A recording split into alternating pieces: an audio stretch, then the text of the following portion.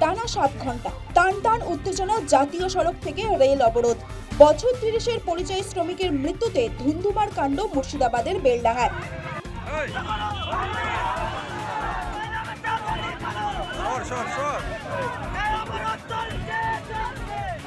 ঝাড়খণ্ডে মৃত্যু বেলডাঙার পরিযায়ী শ্রমিক ফেরিওয়ালা আলাই শেখের। পিটিয়ে খুনের অভিযোগ পরিবারের। ঝাড়খণ্ডে ঘর থেকে উদ্ধার যুবকের ঝুলন্ত দেহ। প্রতিবাদে শুক্রবার সকাল 8টায় 12 নম্বর জাতীয় সড়ক ও রেলপথে অবরোধ। দফায় দফায় রণক্ষেত্র জাতীয় সড়ক থেকে রেলপথ।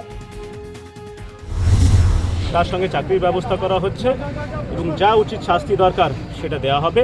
আমরা আজকেই কন্ট্রোল রুম খুলছি, যাতে কোনো অসুবিধা হলে কারোর সেটা দেখা হবে।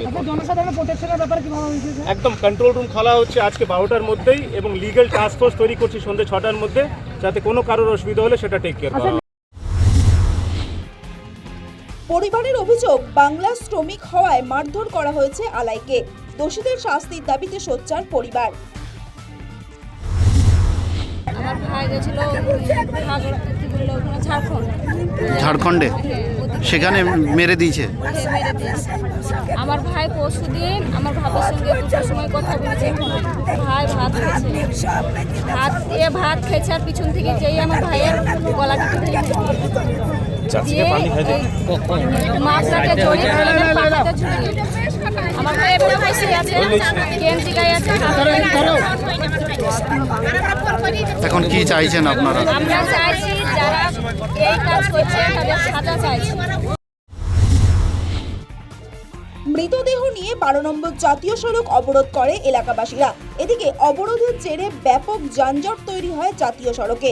দীর্ঘক্ষণ ব্যাহত শিয়ালদা লালগোলা শাখায় ট্রেন চলাচল।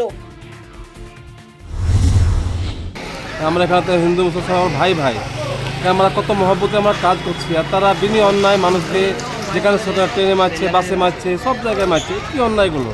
হ্যাঁ, এগুলো কি কাজ এগুলো? হ্যাঁ, আমরা মানুষ করে সবাই আমরা সমান। আমরা হ্যাঁ, এই অন্যায় কাজ এগুলো বারবার এখানে ওখানে বাসে সব জায়গায়। মৃত পরিযায়ী শ্রমিকের বাড়িতে যান কংগ্রেস নেতা অধীর রঞ্জন চৌধুরী। পরিবারের পাশে থাকার আশ্বাস দেন কংগ্রেস নেতা। একই সঙ্গে আরএসএস কে আক্রমণ শোনান অধীর। ঝাড়খণ্ডের মুখ্যমন্ত্রী এবং আইজির সঙ্গেও কথা বলেন অধীর চৌধুরী। আগামী দিনে যেন এখানকার পরিযায়ী শ্রমিক যারা ঝাড়খণ্ড বা পালামোর যে সমস্ত এলাকায় ফেরি করে বা কাজ করে রোজগার করে, তাদের জীবনে যেন কোনো রকম বিপদ না নেমে আসে, তারা যেন নিশ্চিন্তে নিরাপদে সেখানে কারবার করতে পারে, রোজগার করতে পারে, সেই বিষয়টাকে সুনিশ্চিত করা। তার জন্য আমি নিজেও সেই পালামো বিশ্রামপুরে আমি যাওয়ার সিদ্ধান্ত নিয়েছি। খুব তাড়াতাড়ি আমি যাব। সেখানে আমাদের পার্টির যারা নেতা তাদের সাথে যোগাযোগ করে আমরা তাদেরকে সেই এলাকায় পাঠিয়েছি। তারা সেখানটায় যাচ্ছে এবং তারা বলছে আমরা এফআইআর করা থেকে আরম্ভ করে তদন্ত যেখানে জায়গায় যা সমস্যা সব আমরা করাবো। আমরা রওনা দিয়ে দিচ্ছি অলরেডি। 7 ঘন্টা বিক্ষোভের পর ঘটনাস্থলে যান জেলা পুলিশ সুপার এবং জেলা শাসক। পরিবারের সদস্য এবং স্থানীয়দের সঙ্গে কথা বলেন আধিকারিকরা। দোষীদের শাস্তির আশ্বাসে অবশেষে ওঠে অবরোধ। News time.